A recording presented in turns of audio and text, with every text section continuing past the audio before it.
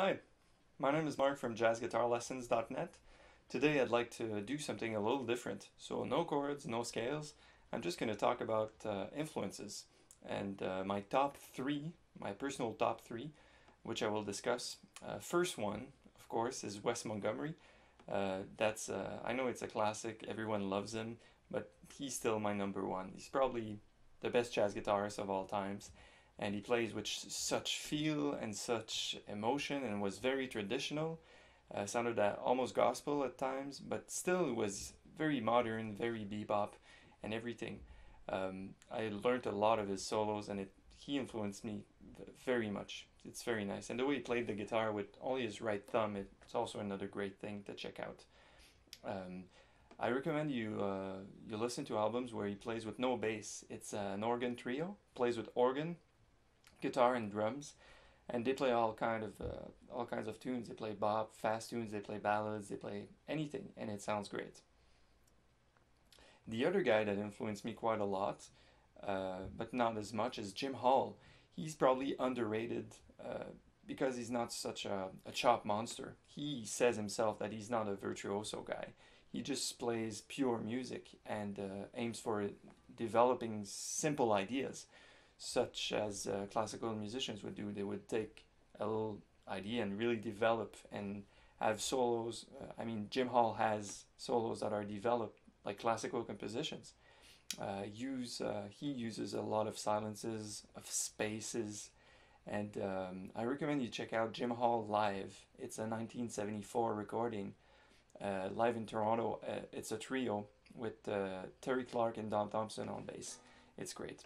So third one, I'd say last but not least, my number three in my list, Ed Bickert.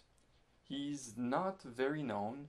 He's Canadian, was mainly active on the Toronto scene, and he influenced my playing very, very much. I don't think he plays anymore, but he recorded with giants such as Paul Desmond, and he could play a lot of chords. That's the least we can say about him. He could improvise like great, had great chops, but would use the space, but not in a Jim Hall way. Ed Bickert would be there like a pianist, like would be there in the pure Paul Desmond recording Pure Desmond, and comp behind Paul Desmond playing simple lines, playing simple chords and everything, yet it was so smooth and the harmony is so strong that when he plays ballads, Ed Bickert, you want to cry. It's just great. And I learned a lot of his chord melody tunes, and not necessarily his improvisations, but the way he plays the head of a tune, to see how you could harmonize the whole thing. So that's great. Ed Bickert, check him out. Lastly, of course, other guitar players influenced me.